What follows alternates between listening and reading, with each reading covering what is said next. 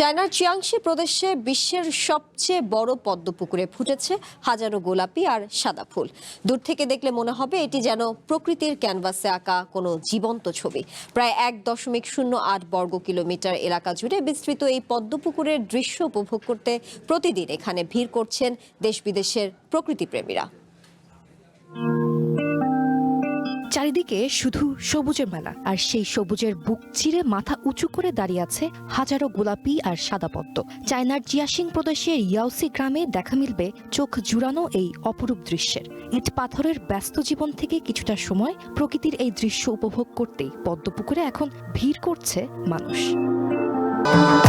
ভবিষ্যৎ হোক নিরাপদ, বিনিয়োগ হোক বিশ্বস্ত, আর আমার পছন্দ সল্ট বে। ওয়েলকাম টু সল্ট বে।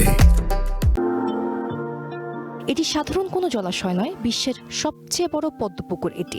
দীর্ঘকাল ধরে চায়নার জিয়াশিং বিশ্বজুড়ে পরিচিত চীনের সাদা পদ্মের শহর এবং পদ্ম সংস্কৃতির রাজধানী হিসেবে।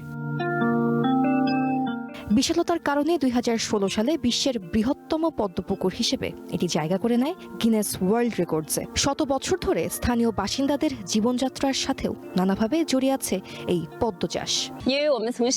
জন্ম থেকে আমরা এই পদ্ম ফুলগুলো দেখে বড় হয়েছি, তাই এগুলোর প্রতি আমাদের ভালোবাসাটাও অনেক গভীর। আমরা আশা করি আমাদের এই পদ্মের শহরে দিন দিন দেশ বিদেশের আরো অনেক বেশি পর্যটক ঘুরতে আসবেন এবং এই সৌন্দর্য উপভোগ করবেন।